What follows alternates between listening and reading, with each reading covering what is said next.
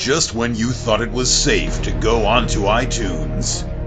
This is Next Level Guy, the only website that makes self-development as fun as going to the movies. It's time to take the red pill and escape the Matrix.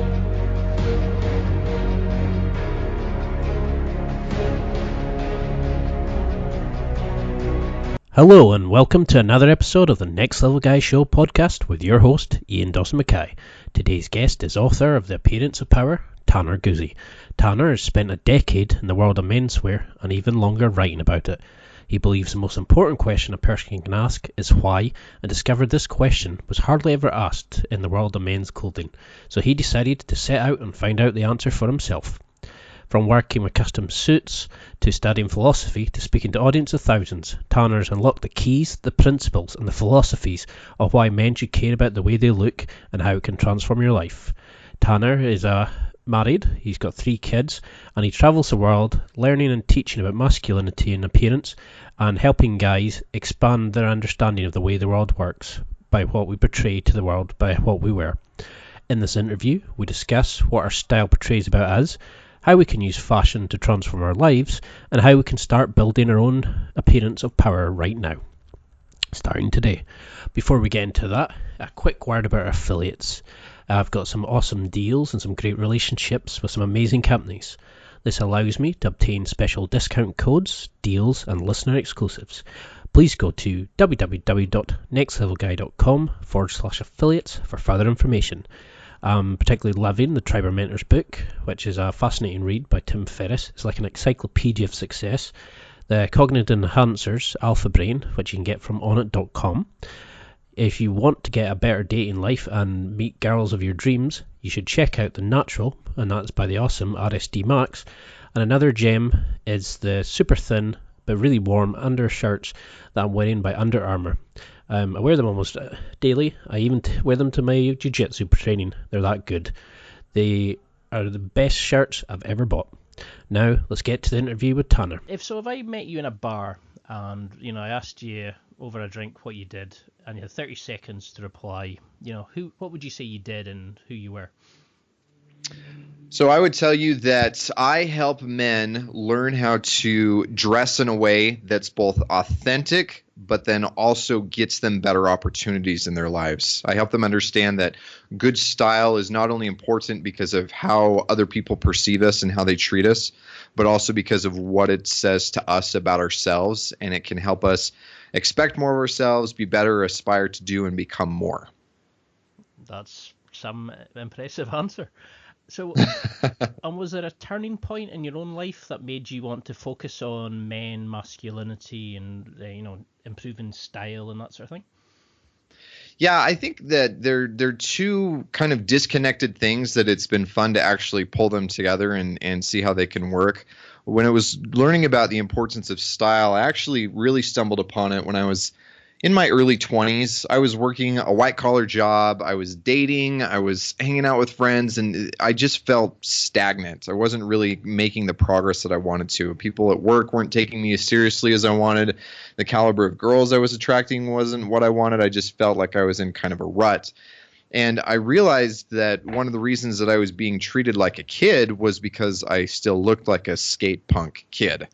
And after I made this realization, I started trying to dress better, but it felt inauthentic, and I hated the results of it. And so I was at this kind of crossroads where it's like, okay, do I hate the way that I look and the way that it makes me feel and dress according to this kind of suit and tie uniform, or do I dress in a way that feels authentic, but then miss out on opportunities that can come and miss out on all this growth? And at this point, I actually had my little brother showed up at my house, and he had a copy of GQ, and this was back in like 2006 before they just became complete garbage, and it showed a bunch of guys in suits who actually looked good. Like, they didn't look like they were just wearing bad stuff from Mr. Mac that was 9 sizes too big and made you look like you were just begrudgingly wearing one. And it was after flipping through those pages and then starting to discover that style really didn't have to be an either or. It could be a combination of both. I could dress in a way that felt very authentic and still leverage that appearance to being treated more like an adult, being taken more seriously, develop more self-respect, gain all these other advantages that come from dressing in a way that's receptive. And is that why your site focuses on, the why we should wear certain things rather than the actual, what to wear? Because I used to get those magazines as well, and it would say, improve your style, buy a £600 t-shirt, a £300 watch, and you're like, no, it was nothing about you. It was just like a way for them to sell affiliate products. So, I mean, what made you focus on the why rather than the what? So that was a transition that came about a few years later. At the time, I had switched jobs and I was working for a men's clothing company doing custom suits. And as I was going through this, I realized that even though a lot of these men, I mean, they were coming to get suits, they wanted very different things. And at this same point, I was recognizing guys who were doing streetwear that looked really good, or guys who were in, why did I identify so much with the aesthetic of punk rock back in the early 90s, and why was there something about that was still so appealing? And it was after recognizing that there really is no objective like good style versus bad style, as far as like a suit is good style and everything that isn't a suit is bad, but really realizing that there's a lot of room for personal taste and what's expected by the culture or subculture that you belong to, and even more so how masculinity is expressed and communicated through the things that we wear. That was when I really started diving deep in the why, because all of a sudden I recognized that the why mattered way more than the what or the how. I mean, that was definitely something that attracted me to your stuff. Was it wasn't just buy this product, you'll be like everybody else. You were actually showing like who the person was and why they should wear it, and finding out more about them and stuff. And I really liked that kind of attitude you had of you explaining how we perceive each other, how we fit into the different tribes and things like that. And it made me really want to get your book, because the reviews are just off the chart with that just now. But if you were to break it down, how would you define masculinity? What makes a good man and a successful man in your opinion? So I subscribe to Jack Donovan's 4 tactical virtues as far as how best to define masculinity, as far as how men measured against each other. So those virtues are courage, strength, mastery, and honor. And then when it comes to how masculinity is actually represented or what our responsibilities are, that's the difference. Those 4 tactical virtues are what makes you good at being a man. And then what makes you a good man is actually something related to a man who I know has been a guest on your show, Ryan Mickler, and it's his idea of preside, protect, and provide. And so it's a combination, right? Yeah, Mickler's awesome. I love him. And so it's a combination of those elements that I think is the most complete definition of what it means to not only be a good man, but be a masculine man at the same time. So where do you think guys go wrong? I mean, I ask this for all guys, and it's, there's such a wide-ranging variety of responses, but I mean, is there things that you see guys that come into your shop all the time? Are they trying to reclaim their youth? Have they struggled? Do they not know their identity? Is there things that you see them going wrong? You mean from just a style perspective? Well, it's their style, the way they portray themselves, their, how they show themselves to the world. Gotcha.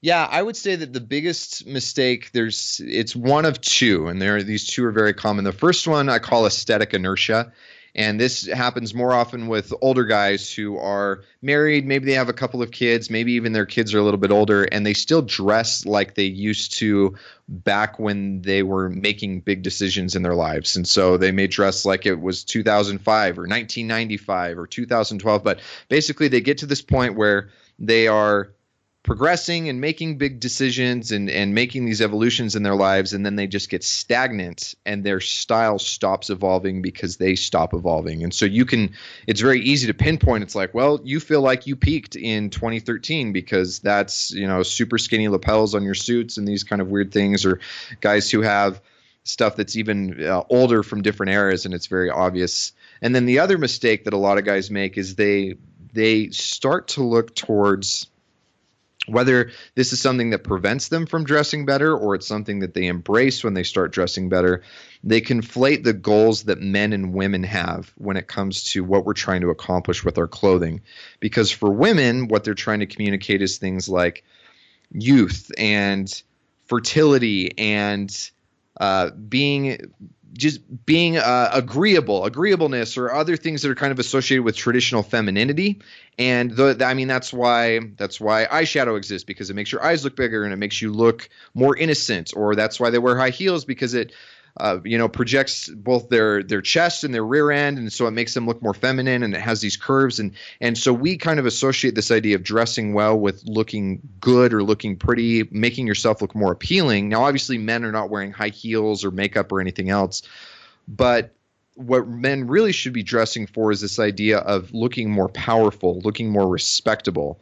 And so looking younger is actually kind of the antithesis of looking more respectable or looking more powerful, or being overly trendy when you belong to a subculture that doesn't value that kind of trendiness is very much the antithesis of being more powerful and more respectable. And so it's conflating women's goals with men's goals, rather than actually thinking about what your goals are and then trying to develop strategies and tactics that will get you to those goals. No, I mean, that actually perfectly answers my next question, because I know a lot of guys who will turn around and say, what's it matter? I wear an outfit, I wear like a uniform to work. I come home, throw on a pair of tracksuit bottoms and a t-shirt. I'm just with the girlfriend. Why should guys really care about the image they're portraying?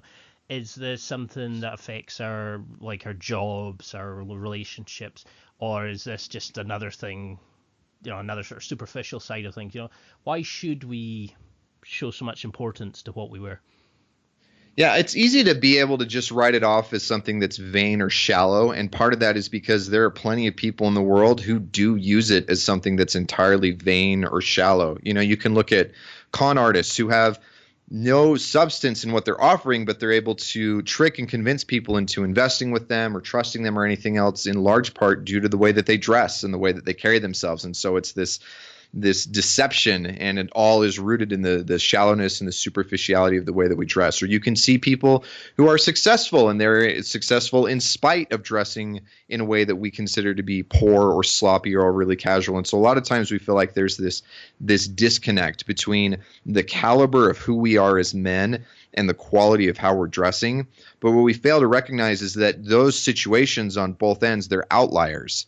And really, clothing is communication. And when you think about it in that context, there are people who are very slick talkers and they're good at lying, but that doesn't mean that you don't need to be good at communicating and being able to express your desires and express your wants and communicate with other people and understand what other people are communicating with you. And that's really what clothing is it's being able to express things like, am I ambitious? Do I have a high opinion of myself? Or am I mostly concerned with comfort? Or am I mostly concerned with just going along and getting along and fitting in? And none of those things are necessarily better or worse, but you need to understand that regardless of whether or not you like it, you are communicating something with your clothing, not only to everybody else around you, but also to yourself. Because if the man that you see staring back at you in the mirror every day looks like he doesn't care, looks like he has no drive, looks like he has no ambitions, then on some level you are going to believe that story, that you are a man who doesn't care, who doesn't have any drive, who doesn't have any ambitions. No, that's a fantastic answer. I mean, and is that sort of tied into why, say, like little kids will start trying to change their appearance? Like guys, as they get a wee bit older, maybe into their teens, will start looking to change the way they dress to show their development, their new interests and things like that. Is it fashion the first thing men use to show that they're different, or they're make a statement, or to portray who they truly are to the world?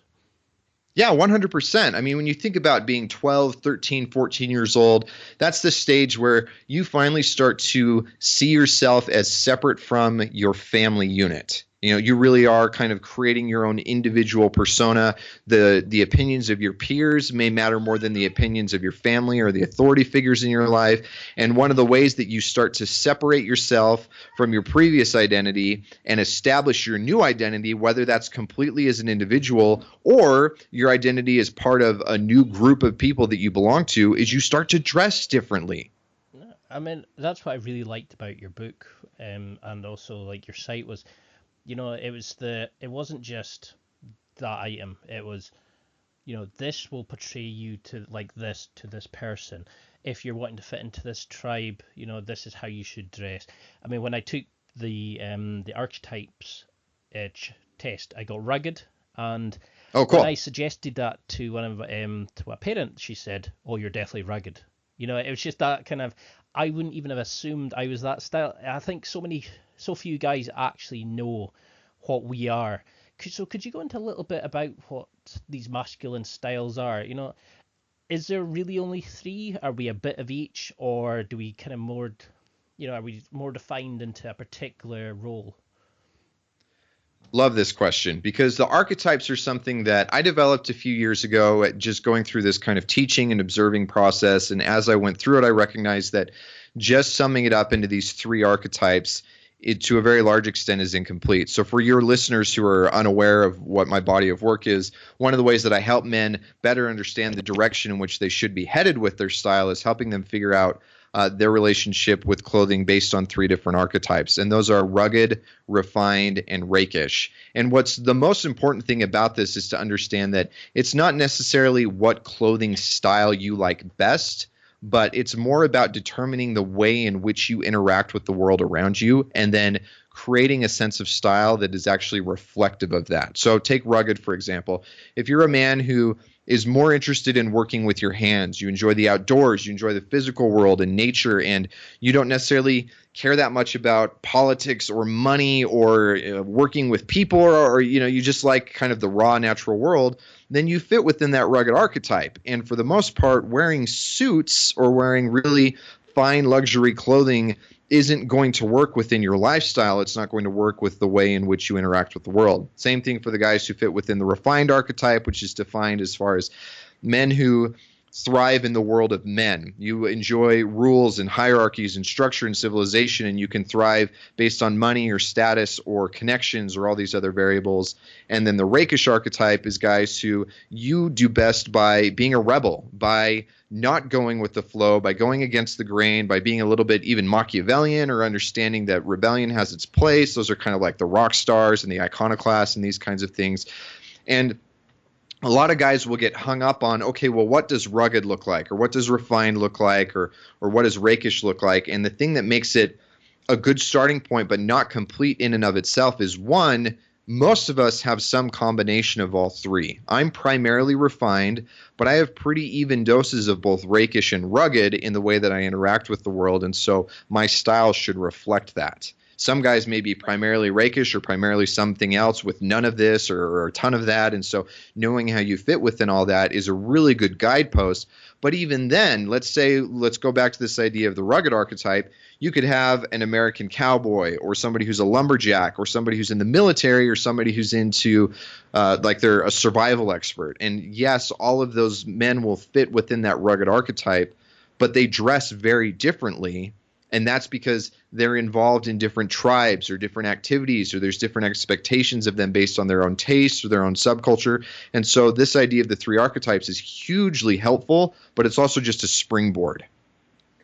And I mean, do you have particular examples? Like, one of the things I used to do was I'd look at certain film characters or, guys from the entertainment world and say, this guy's a good example of this. So when you came up with these, characteristics, did you look at certain people, and say that person's a great example of rugged, that one's a great example of refined, or is it quite difficult to kind of define people depending on their story?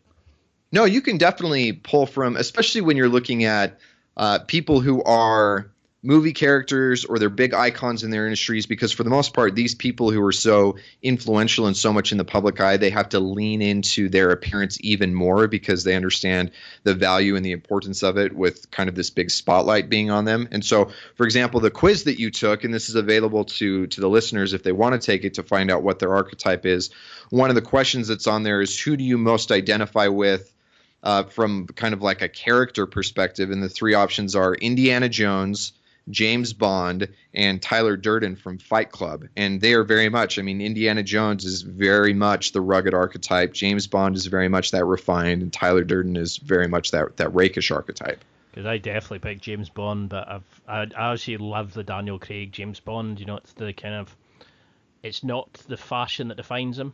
He wears Right. it that suits him, and that's why I really liked your site. It wasn't just the clothes that made the person. You No. amplified who you were by what you wore, and I think that's why Craig is such a good Bond. I agree with you, because it's not just that he's a good-looking guy in a tuxedo. He's an awesome, personification of, this idea of courage and strength, and he's this super secret spy and all this, and he happens to look good in a suit or in a tuxedo, right? So where would you start? I mean, say somebody's listening going, yeah, okay, I do dress a bit scruffy and stuff, How do we even begin this journey of, apart from buying your book, obviously, but how do we look at this and go, okay, step one, do we go through all our wardrobe and throw out stuff that doesn't define us? Or do we get, should we go and buy an item a month till we get a decent selection? Where's the beginning step for somebody listening? So the first place to start is to actually figure out what your goals are. Because if you're trying, from like a travel perspective, if you're trying to get to the United States versus trying to get to the UK, like, you're going to go in different directions depending on where you're starting from, right? And so you have to at least determine what your goals are before you can actually start coming up with a plan of attack and then applying the actual tactics to those goals. And so this is where it can get kind of difficult for a lot of men, because it does require some introspection and some honesty. But you have to think about, what are the things that are going well in my life? What are the things that I'm missing in my life?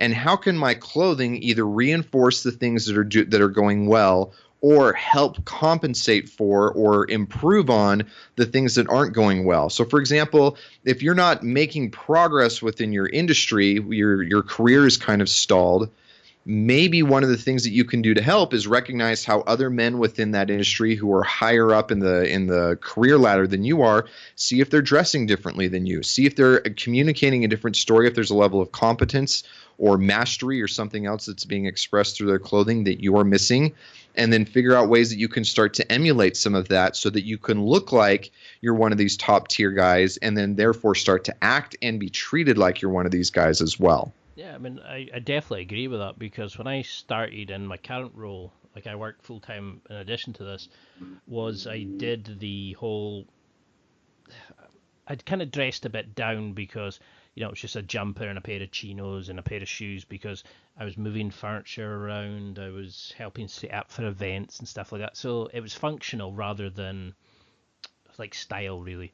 And now when you roll them in, I'm into a more sort of customer focused role, and I noticed the guys I work with are a lot more shirts, ties, blazers, suits, whereas I had to step up my game. But I now feel like I'm playing on their level by that improvement. But how can somebody really, how can we look at what our goals are? Do you have is there something on your site that can help people in that kind of, how would you work with a person who's just come in your door and said, help me, I dress horribly? So there's two different ways that you can approach it. One is, actually, I would argue that there's three, because there's kind of the way that most men do, which is just kind of accidentally and a little bit organically, and you make a lot of mistakes, and hopefully you figure it out to the point where you're actually recognizing it, but you may just stumble into it. But obviously, if you want to avoid that, the headache, the time, even the money investment and all those things, one of the ways is to pick up my book, The Appearance of Power, because it walks you through establishing those goals, even based on those different tactical virtues. Like, do you want to communicate courage, strength, mastery, or honor? How has that happened historically? How does that happen with your own different groups? But then that's one of the main things that I do with my coaching clients, because each man's situation is unique. What his archetypal ratio is, what his goals are, what his family scenario is, the tribes that he belongs to. And so I work with guys both one-on-one and in small groups in order to actually help these guys put this into practice and do it in a way where they're not making as many mistakes. They're saving themselves money. It's taking less time so they can get to that destination more quickly and more effectively. I think you'd absolutely hate to work with me. How come? I'm 6'3", like quite heavy because I do a lot of weightlifting and stuff like that. So when I buy stuff, I tend to buy if it fits, and I'll buy 3 or 4 of that color. Style has never been a friend of mine, shall we say? So gotcha. we all assume that a big fashion overhaul will cost an absolute fortune. So can we do this off the rack? And like those shops that are in our local shopping mall, shopping centre, whatever you want to call it. Can a guy improve his style like this, or do we need to go to like boutiques and all these sort of fancy stores? How easy can a guy do this? It very much depends on things like your build, because for someone like you, it sounds like you may have to actually invest to a large degree in either more custom clothing, or you'll have to put in more time and energy to find brands who may not be at the local mall or who may not be top of mind when you think of men's clothing, but who actually will cater to what your build is and what your aesthetic goals are. What I teach both my clients and just kind of my regular audience is, when it comes to improving your style and the cost of it or the effort that goes into it, there's three variables that you have to look at. You have to look at time, money, and energy. And those all have a direct relationship with each other. So if you don't have a lot of money that you can put into it, that's fine. But what that does mean is that you will need to put in more time and more energy to get the results that you want. Or if you do have the money and you don't have the time, then you can put in more money and put in more energy and shorten the amount of time. And so there's always going to be a trade-off between those three different variables. Now, if you're a guy who's just kind of averagely built and you also don't have to have a specifically unique style, then you're pretty dang lucky, because yes, you can go into a Zara or an H&M or a Massimo Dutti or somewhere else and pick up kind of anything that's there and available. But then at the same time, you're also missing out on opportunities to express any individuality or express anything that's actually going to be unique about who you are as a man, because you're just wearing stuff that kind of anybody else is wearing that they can pick up from the mall as well. Yeah. And that's why I love your stuff. It's, you really actually make people think about what we're wearing. It's not just a case of, well, it's a jacket, it'll do. You're actually making us think about how we look as a person and how we portray it to, the opposite sex, to our bosses, to people we work with, to customers coming in. And, it really made me kind of go, ooh, I can't wear that. I can't do that. I kind of would want to throw out half my wardrobe at the moment, let's put it that way. So, and what's your take? How do we individualize our outfits? How do we look at terms of the fit, the message it's portraying? How do we know that it's really matching to our goals? So much of this comes down to the ability to not necessarily create new and interesting elements, but to be able to combine or even omit things from specific archetypes or tribes or anything else, especially because you can dress well and dress in a way that's totally supportive of your goals and have that be in a way that's very neutral, culturally neutral, archetypically neutral, tribally neutral. Because if your goal is to be someone who just looks good but doesn't necessarily stand out, then you don't necessarily need to tell a very specific story. And so again, that's why I always come back to this idea of know what your goals are, because you need to know what it is you're trying to accomplish. Are you comfortable standing out? Are you more comfortable fitting in? Are you trying to get ahead? Are you just trying to kind of maintain the status quo within this tribe to free yourself up to focus on other things? And then from there, you can actually start looking at these different tactics and strategies and looking at these different pieces and combining them in a way that still feels authentic, rather than just, I'm going to go buy a green shirt because I apparently I need to have a green shirt to be successful. Like, yeah, that tactic may be appropriate, but if you don't understand why, then you're missing out on other opportunities to make that tactic work better for you in the future.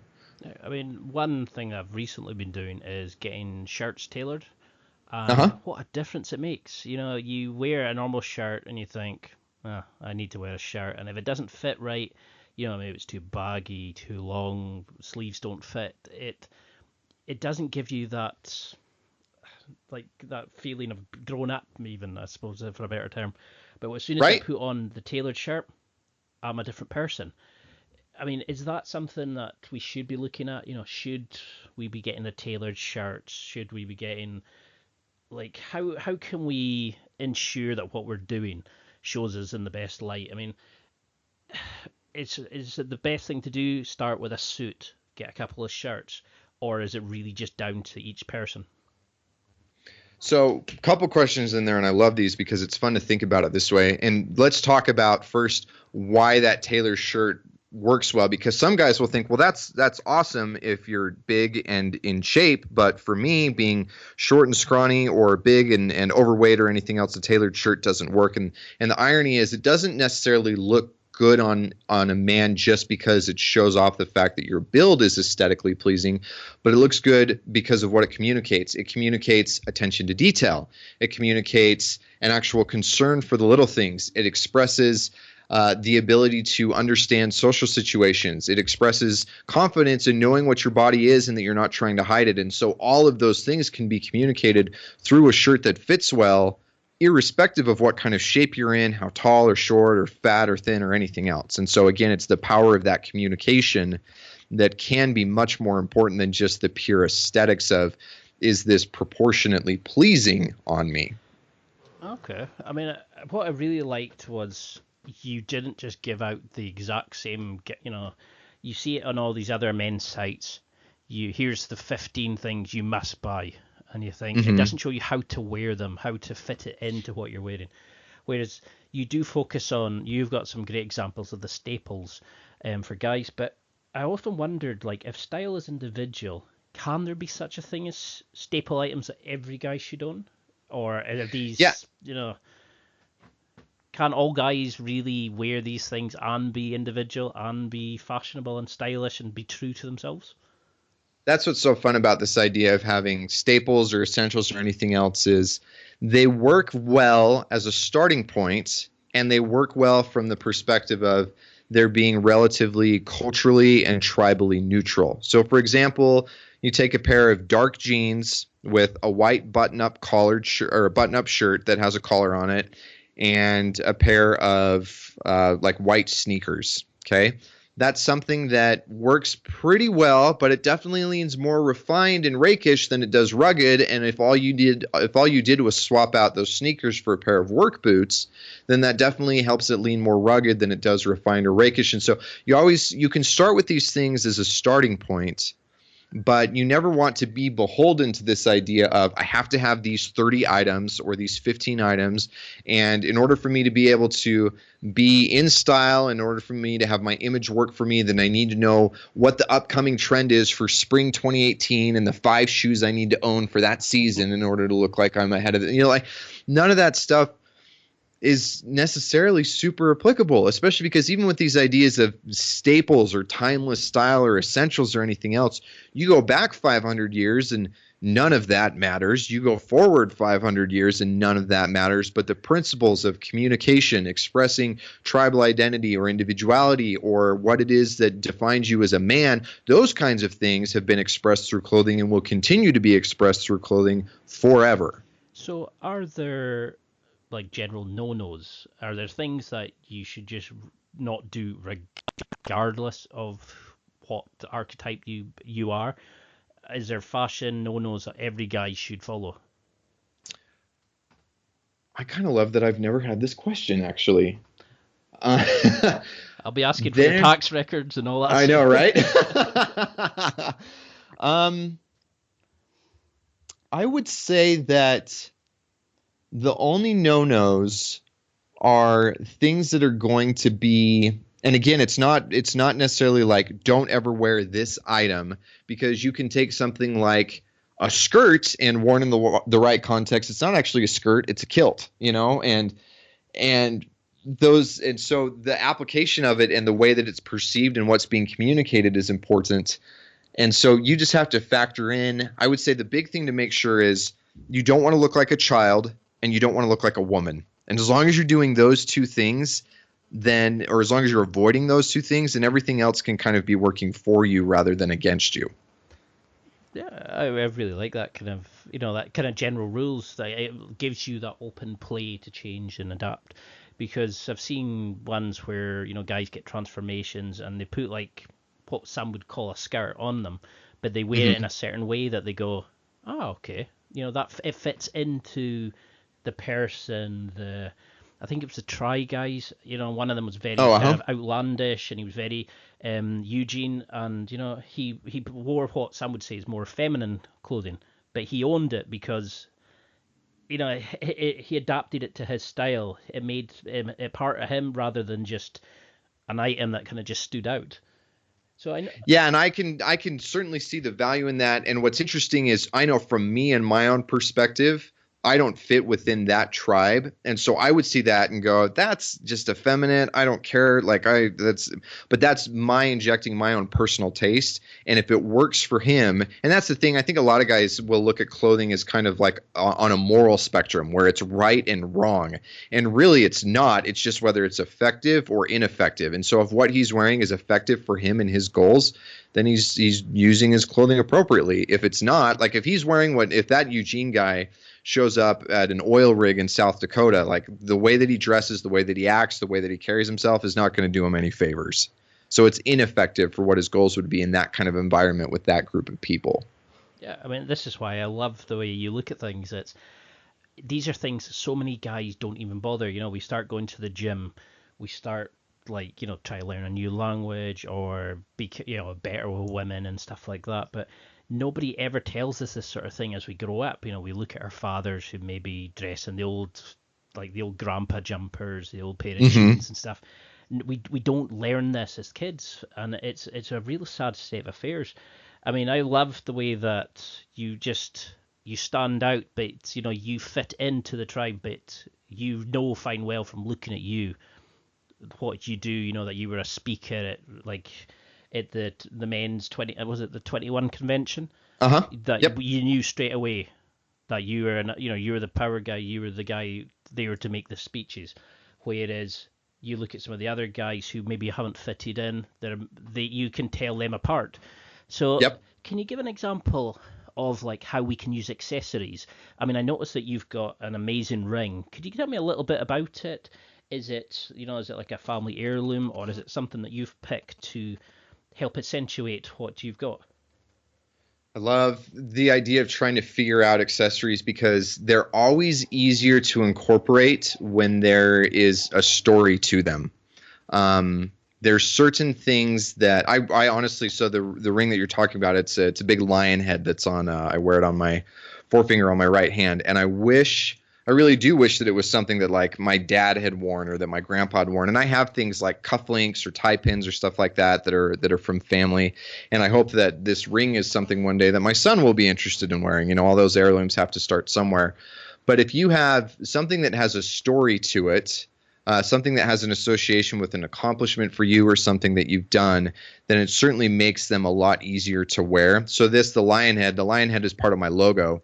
And this was a gift that was given to me by a friend as kind of a celebration or a congratulation for a milestone in my business. And so it's got that and kind of that recognition and that reminder there for me. But even the ability to, even some guys, you pick up things. I have a friend who has done multiple kind of ayahuasca self-discovery journeys down in South America, and he's got some wild stories from doing that. And he's got a necklace that he wears that actually has some fossilized ayahuasca on it, because for him that's been such kind of a critical component of his journey of self-discovery. And so it's something that works, and it's an interesting piece, and it works within his style. The other thing that I'll say about the rakish archetype, or about accessories, is you have to have some component of that rakish archetype in you in order to be able to pull that off, because it does draw attention. It does make you stand out. It does polarize some people. Some people really like it. Some people will really hate it. And so you have to be comfortable with the idea that it's not going to be a neutral thing when people see any sort of accessory on you. No, and I think that's the difference is it doesn't stand out when I look at you. Your style and the way you put yourself together, it helps the look. It doesn't jump out, And I think this is the problem is a lot of guys jump immediately and go, okay, I'm going to go buy some new clothes. And they go to the local shopping centre, but they fall for the adverts. They fall for the way things are displayed. And how can we avoid the philosophy of shops having, their advertising campaigns? How can we avoid falling for these kind of things and picking clothes that actually work for us rather than what the shop wants us to buy? The way I look at it as if I wouldn't let a 22-year-old chick with a fashion degree determine anything else about my life, why would I let her choose what I'm going to be telling people every single day with my clothing? I love the answer. Because this is the thing, I say to guys, go to the gym and they go, oh, the guy told me I should sign up for classes, so I signed up for classes. And it's like, but is that what you want to do? No, I want to lift Yeah. weights. Well, why are you doing classes then? I think it's we just immediately go, oh, that's the expert. I'll just do what they say, and It's that authority fallacy. Yeah. we really struggle. I mean, I only kind of pick shops that I know that I can actually find something that fits in, but the online, there's so many options, and I think we struggle. So, I mean, can you go into a little bit about how the tribes? I really like the way that you sold this about, you have your church as a tribe, you have your family as a tribe, you have your friends as a tribe, rather than us being, you instead of just saying we fit into European, American, whatever, you actually showed that we each have like sub tribes that we have to fit into.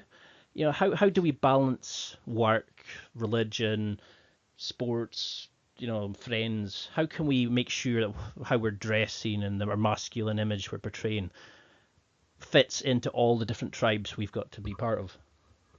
I think the easiest way to do that, and it really is a challenge because 1,000 years ago, like your work and your family and your religion and your geographic location, like everything was all just combined in one tribe. That was just who and what you were, and you didn't really have to think about it.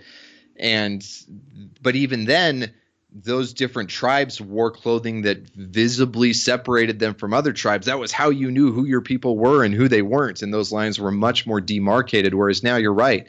You do have to look at all these other things about, well, what are my political affiliations and how do I believe about things like spirituality and what music am I into and hobbies and sports, or do I not care about any of that stuff? And it really can be hard to navigate. And one of the things that I've done and what I teach my clients is you have to actually go through and prioritize which of these tribes you most identify with and you derive most of your identity from, and then use that to be able to develop your style in a way that reflects that. So, for example, some guys when they're young, I mean, for me, when I was in high school, I most identified with the tribes of BMX biking and punk music. And that was the way that I dressed. That was everything that I centered my life around.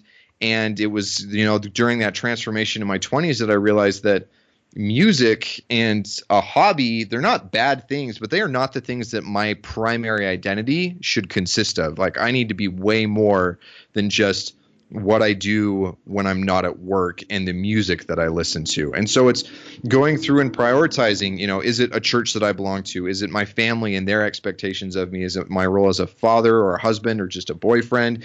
Is it my career and what my ambitions are there? And as you can prioritize the relevance of those tribes in your life, then you can prioritize the relevance of dressing in a way that actually helps you better navigate those relationships within those tribes. So what would you advise to somebody that maybe has a uniform for work, or, maybe they have a religious attire that they have to use, or, conservative parents or things like that? How would you advise those sort of people to portray who they are, but still fit within the kind of the boundaries of their family, their religion, their work? Is there something that they can do to show who they are, but in a more reserved way? Yeah, 100%. I think that's where it comes down to things like how you wear it or what it's made of or how it fits versus necessarily what the item is. Because if you're someone who, let's say that you have to wear a uniform at work and you're more of kind of a rake and a rebel and you don't really like the idea of having to wear that uniform, then there are ways that you can kind of wear it that's a little bit more sloppy, or wear shoes that are a little bit different or something else so that it looks a little bit more rebellious. Whereas if you're the kind of guy who really leans into it, embraces it, then you need to look like you're wearing it because you want to, that you're the one who decided what the uniform is rather than somebody else imposing their will of a uniform on you. And so again, it's factoring in, how do you feel about your relationship within that tribe? What are your goals within that tribe? And then how can you use your relationship with your clothing within that tribe to help you accomplish those goals? So if you want to stand out and be a rebel, wear that uniform in a way that kind of breaks the rules. If you want to fit in, or if you want to be a leader, then embrace those components of how you can wear that stuff. I love it. I love the way it's just, there's no excuse not to. Because I was Nope. just thinking of, like, there's so many things Guy says, oh, I've just got to wear a uniform. But it's, you see the people who portray different things, or, oh, my parents wouldn't let me do that. There's always things you can do to show who you are as a person. So, I mean, say you had somebody listening just now and went, oh, okay, I'm super fired up. I want to show who I am as a person. What challenges would you give them? I mean, what would you say to somebody, apart from buying the book? Could there be like, go away and pick 3 goals and pick an item to support that and then send you an email with it? Or, what kind of challenges would you advise them to do? I would tell them the first thing to do is spend some time online, whether that's on Instagram or on Tumblr, or even, I know it's not the most masculine place, but there's a lot of good imagery on there, somewhere like Pinterest, and pull up something like 60 images that you just resonate with. And it doesn't matter if you like it because of one particular thing and you hate everything else about it, but just pull up images of things that you like and then spend some time going through and looking at those images and seeing if you can find any common threads between them. This is one of the things that I do hand in hand with my clients when we get to a particular week in our process. And it's so helpful in helping them recognize that it's like, oh, you're a sneaker guy, or you really like dark colors, or you're somebody who really gravitates towards more texture than pattern, or recognizing those different variables. And that's the easiest way to feel like you can start feeling authentic in what you're wearing, irrespective of what it is that you actually end up picking up and buying. So I could go on and talk about these kind of things for ages, but I mean, I want to start to get to know a bit about you and what you think about fashion and how the whole industry is evolving. So do you think, once we're into these archetypes, are we stuck in these archetypes? Can a ragged person ever become more refined? Does that come with age, or do we tend to stay in these general areas once we're kind of sorted into these different areas, we're stuck in them? No, I think things definitely change. I've even experienced that to a large extent for myself. Within the last year, I left the men's clothing company I was involved with and started doing my own site and my own coaching and everything else full time. And as I left that world of very specific suiting and sartorialism and very much being in that, I still love wearing suits. But I found that as I get to spend more time on my own, my parents moved to a small town and my wife and I gravitate towards that more and more.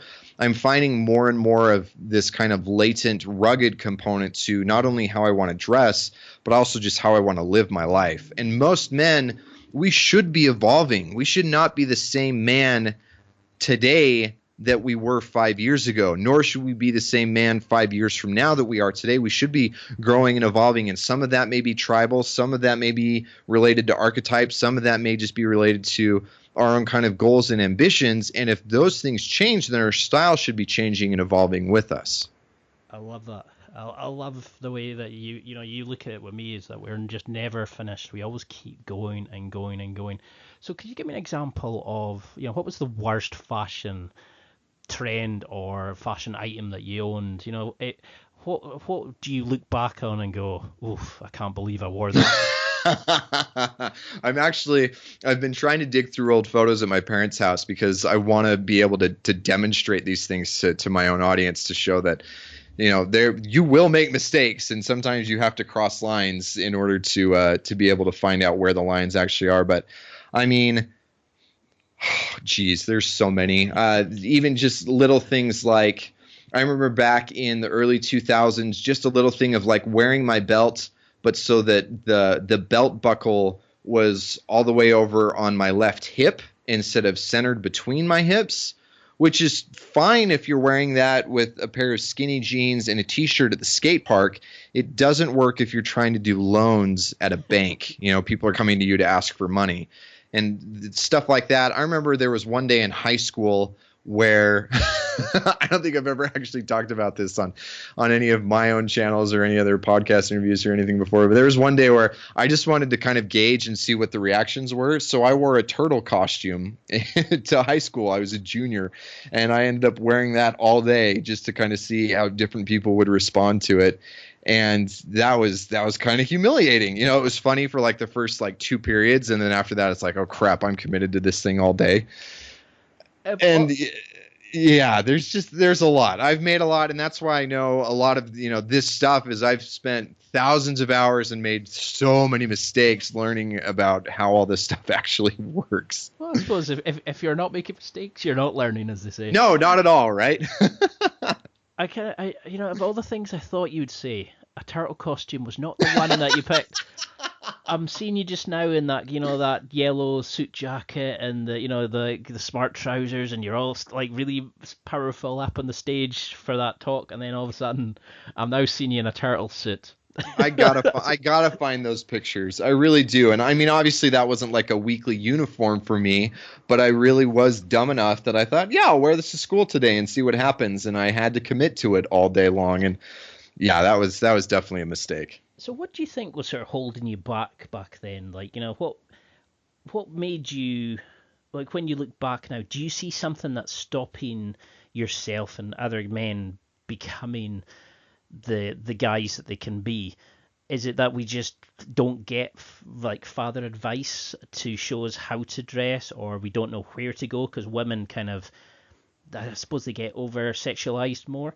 It's more on how they look, where guys, it's more about what we do.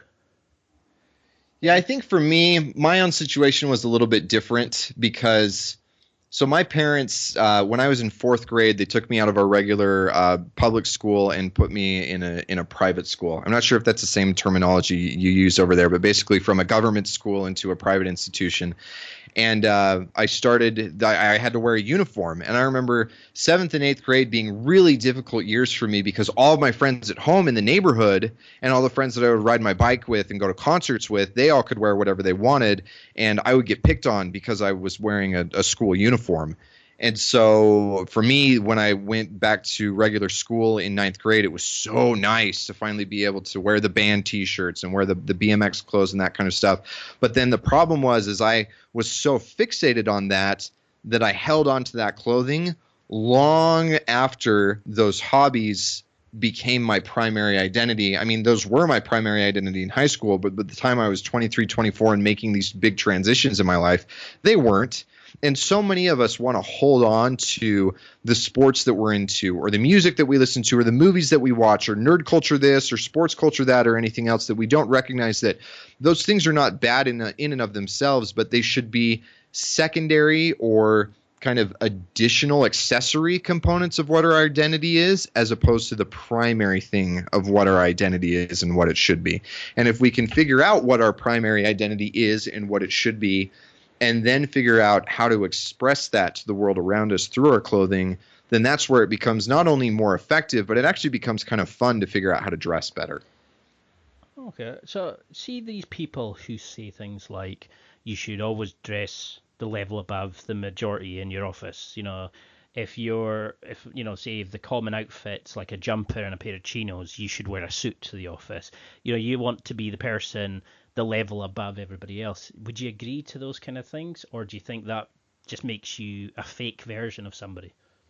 I think, again, it comes back to your goal. If your goal is to rise in the ranks and you want to get promoted and you want new responsibilities and you want the higher ups to pay attention to you, and it's an environment in which dressing more formally is rewarded, then absolutely you should do that. But if you work in the tech industry in Silicon Valley and the higher ups do not look at dressing more formally as a positive indicator, then you absolutely should not do that. Or if you work in an industry where that is positively rewarded, but you don't have any ambitions because you like your current job level and you would rather invest your time and your mental energy and your emotional energy into other things beyond just your career, then there's no reason to make yourself stand out and make yourself more of a target for promotions or changes or anything else. And so again, it's very context and goal dependent.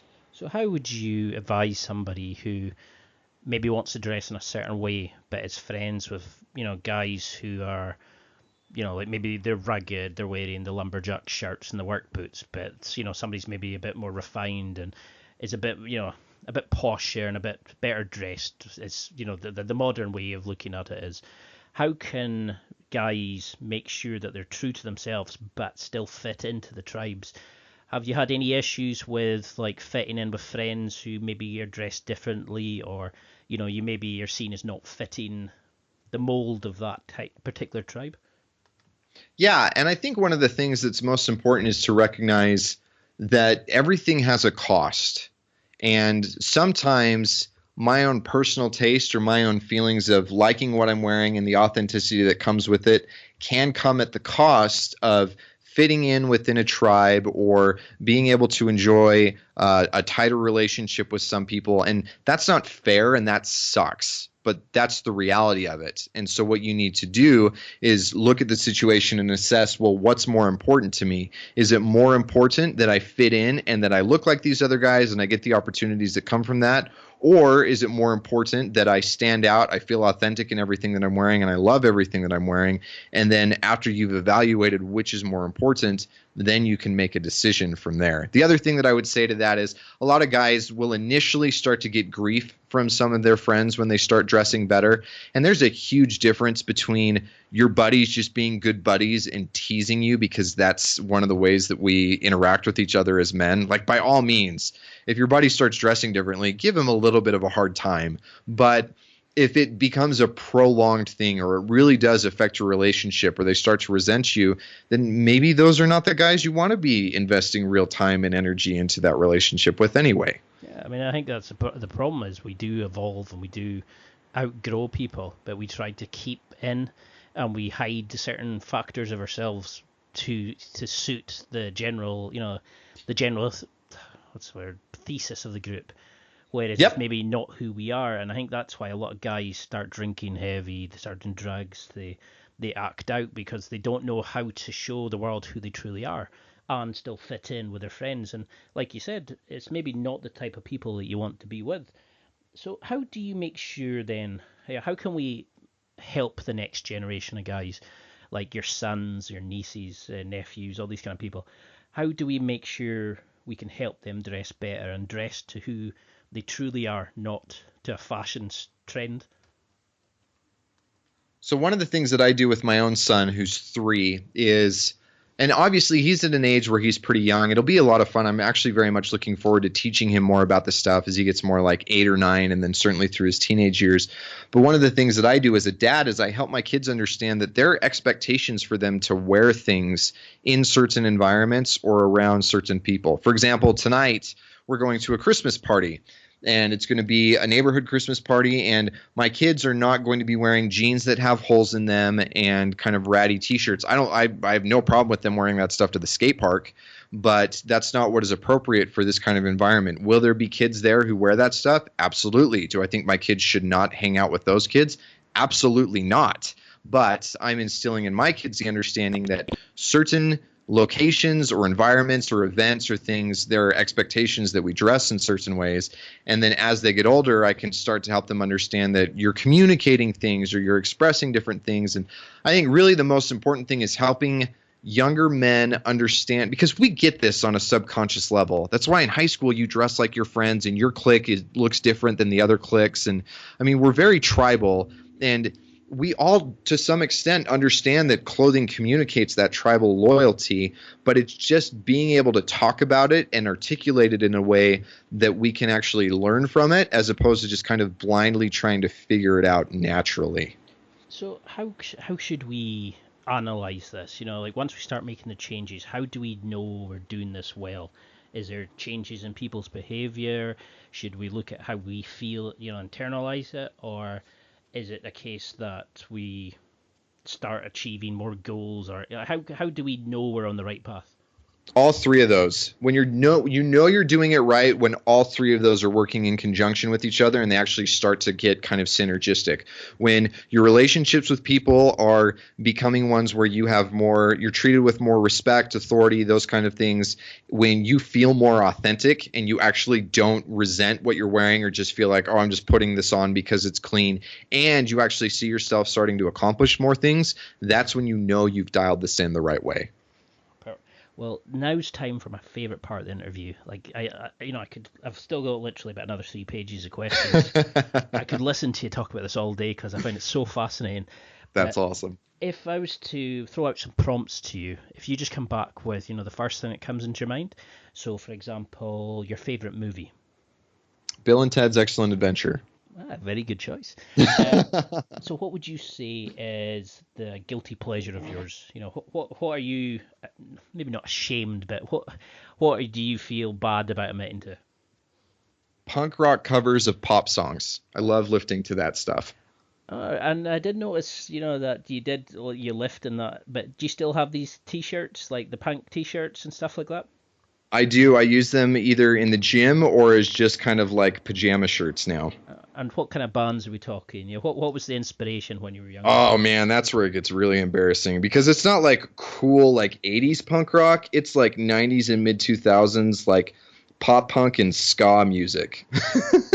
So like I was not expecting Midtown that. and Real Big Fish and Less Than Jake and all that. Like yeah, that was my whole generation when I was in high school. That sounds good. Sounds good. Is there a fashion myth that you wish would just die? Is there something that just drives you crazy every time you see it in men's magazines and stuff? The idea that suits are the pinnacle of men's style. The best purchase under $100, that's changed your life the most. Clothing or just in general? Anything at all. Is there a gadget that you just love? Oh, that's a good question. I don't know. I would have to say, dude, I don't know. Under $100, that's a tough one. No, I don't think I have an answer for that. 'Cause it's bizarre. There's things we use every day that we never stop and go, that's my favorite. But as soon as it breaks or you lose it, you go, oh, it's the end of the world. And I'm trying to think one that is for me, and I can't think just now. Probably like some guys like their wallet. Some guys mentioned. Okay, like I books. can think of one. It's a pocket knife. And it's not that like my world ends, but I feel naked if I leave the house without it. I hate traveling because I don't have it on me. So yeah, it's a pocket knife. See, that's perfect. It's the one that it feels like you've left part of yourself away when you don't Yes. have it.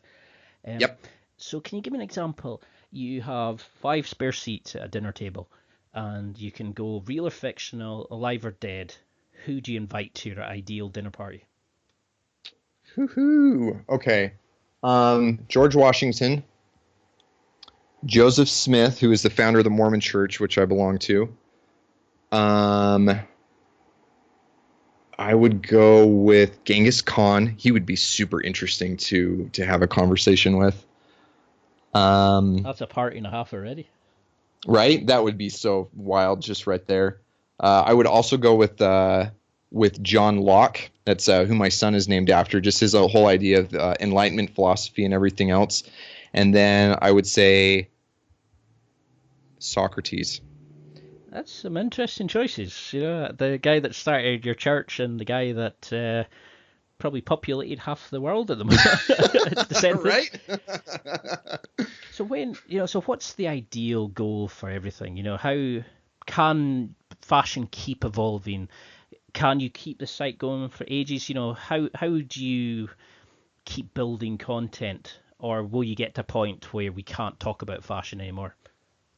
I think as long as I can continue to help men understand how style and aesthetics can improve their lives, then there will always be something to talk about. Because when it comes to the actual approach of wear this, don't wear that, this is in season, that's in season, that can get tired really quickly. And you see evidence of this a lot with, whether it's big publications like GQ and Esquire or other online magazines or other kind of venues that talk about style, it's very easy to see these guys have to kind of repeat and go on cycles and just talk about the same thing over and over again. But if you can talk about the meaning, if you can talk about how it affects people's lives, and if I can teach men to better understand that this does have an impact and how to make it have a positive impact, I don't think I'll ever run out of something to teach. And is there an interview question that you've had that drives you crazy? It has been answered too much already, or you feel like when you get it, they don't know you enough? What questions do you really hate when you get interviewed about this sort of stuff?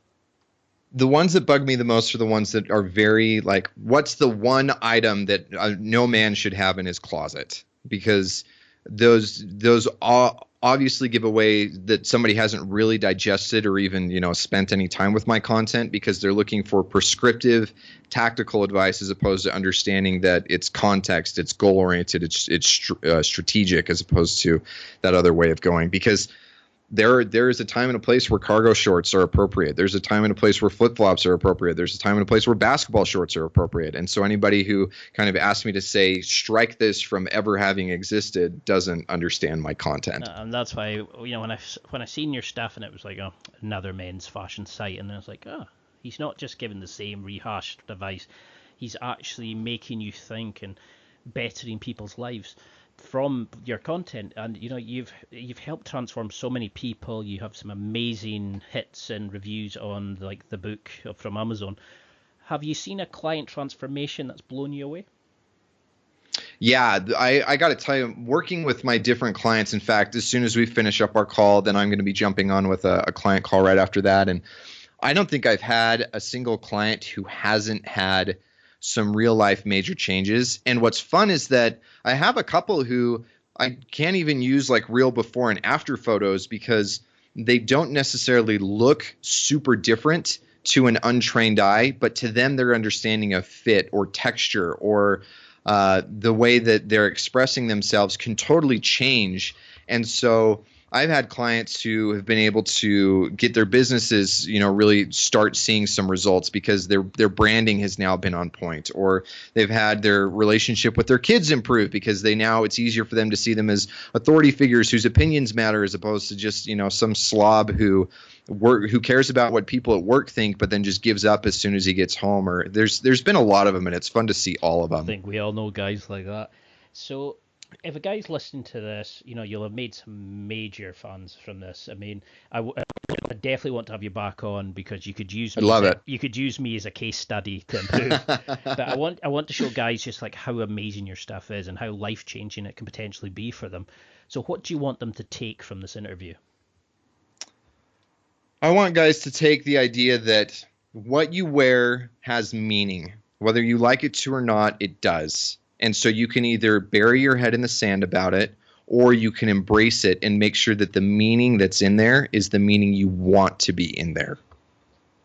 And one thing I love to finish on, apart from how we keep in touch, but is there a fact about yourself that very few people know that will blow people away who listened? I like having a secret for the very end, so that people are glad they waited to the end. We've had people tell, all sorts of wonderful and weird stories. I've already given you so many. Between the third wave ska and the turtle costume, I've totally bared my soul on this podcast. I'll give you one more little kind of nerd fact about me is, as much as I love reading self-improvement books, and as much as I definitely don't identify with this tribe, if you put a good fantasy novel in front of me, I can read that for 12 hours straight and just get totally sucked into another world. Are we talking 50 Shades of Grey or anything like that? No. We're talking about like Wheel of Time, Lord of the Rings, the new Stormlight series by an author named Brandon Sand, like really kind of nerdy, like magic and dragons and that kind of stuff. Like, I don't know what it is. I think it's just related to my childhood, but I can get pulled into that stuff pretty easily. No, they're good choices. I'm a massive Harry Potter fan. Nice. I'm not afraid to admit it. Well, that's awesome. I know you're pushed for time, so I'll leave it here. But I can't say how much I enjoy your stuff. I think it's a shame that so many more men don't know about you, and if I can help promote you, if I can get more guys interested, because you are changing lives and your stuff is amazing and groundbreaking, I'd highly recommend anybody listening gets the book. So how can they get in touch with you? How can they, follow your stuff, find the blog, buy the book, and that sort of thing? So if you're interested in the book, you can just go to appearanceofpower.com. It will give you opportunities to read more about it, see other reviews on it and stuff like that, and then you can pick it up there. The main site that I run, and that also gives you an opportunity to take that archetype quiz that we were talking about earlier, is masculine-style.com. And then as far as social media, I'm most active on Twitter and Instagram, and I do also have a YouTube account, and all of those are under @TannerGuzzi. And can I just ask a quick question about where's your family heritage from? Because Gazi isn't a typical name that I would see in American societies. Yeah. Kind of unique, right? So where it's Polish and Czechoslovakian. Okay. No, it's just when I seen it, I thought that is an epic name, and it must be. Yeah, which is kind of interesting because I did those like 23andMe, like those DNA things, and I'm like 33% British, 22% Scandinavian. I'm only like 4% Eastern European, but that's where the name actually comes from. So that's epic. Like, I've never done one, but I dread to think where some of my family's from. Well, it's been an absolute pleasure. I cannot tell you how much I've enjoyed this. This has been absolutely superb. I never thought I would be interested in fashion. So for you to make me interested in this kind of area, you've got some skills. Let's put it that way. Honestly, Ian, that is the highest praise that anybody can give me. Is I didn't think it mattered, and you've helped me see how it mattered. So I really appreciate that. Well, I definitely want to have you on again, and you can help me pick some clothes and stuff like that. We could make a series. Let's do it. So let's do it. Yeah. That's it for another week. Thanks for listening. Absorb it, practice it, use it. Until next time, keep trying to hit that next level in your life.